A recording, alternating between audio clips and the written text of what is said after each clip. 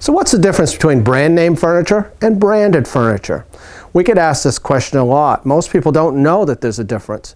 But when you go out and you see products that have names like Sealy, Serta, Simmons, Beautyrest, you know that those are mattresses.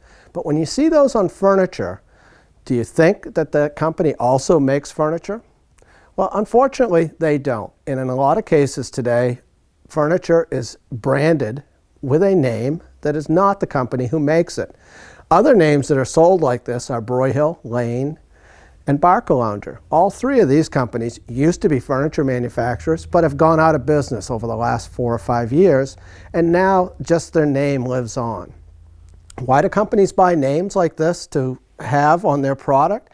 It's to elevate the perceived value of the product.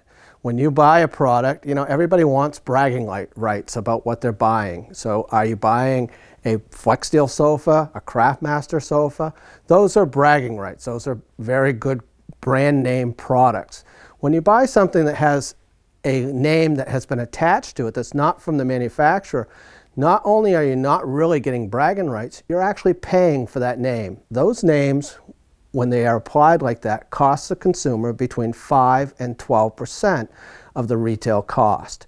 The other thing that's important to understand about this type of product is it's often made in lower cost areas of the country, particularly in around Mississippi and Louisiana.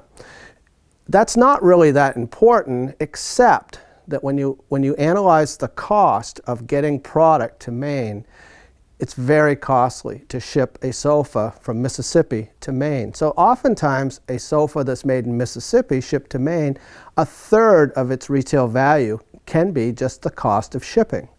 So not only are you not getting a $5.99 sofa, when you take the freight out of it, that extra freight that you're paying, you're actually getting a sofa that's quite a bit less than that. Now everybody understands that not everybody can spend $7.99 or $8.99 or $1,000 on a sofa, and a lot of times it's not necessary to spend that much on a sofa.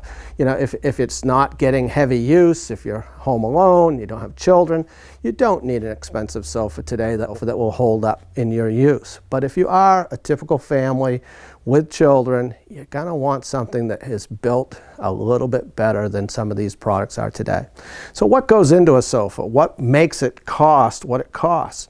Well, there's 4 major components. You've got the frame, you've got springs, you've got foam, and you've got fabric.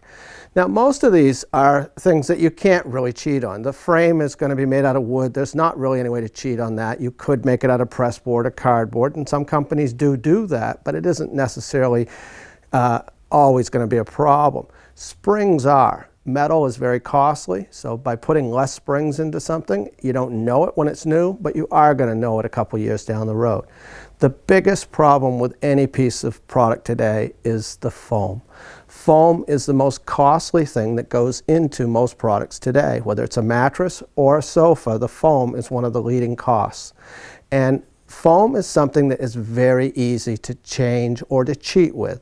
Foam, from our perspective, comes in certain densities. A 1.2 density foam is a very cheap foam. It's going to last a couple of years. A 1.5 or a 1.8 density foam will probably last a lifetime. So those are ways that they can cut back the cost of that sofa, which are not easily distinguishable when the product is brand new, but certainly something that you will figure out as time goes on. So when you buy a sofa, keep those things in mind. Do you want to pay the bulk of the cost in freight? Then you want to buy a sofa that is made out of the Carolinas generally. The freight out of the Carolinas is almost half of what it is out of Mississippi when you're coming to Maine.